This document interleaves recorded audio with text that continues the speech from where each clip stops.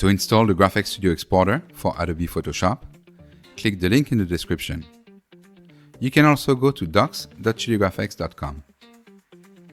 Go to the GraFx Studio tab. On the left-hand side, select Plugins and click for Adobe Photoshop.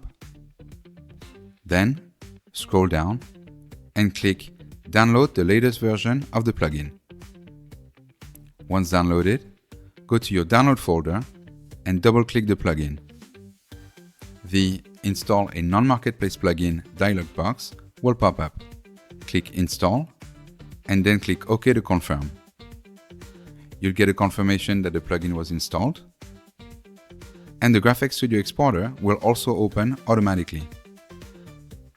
You can also find it in the Plugins tab under CHILI GraFx plugins.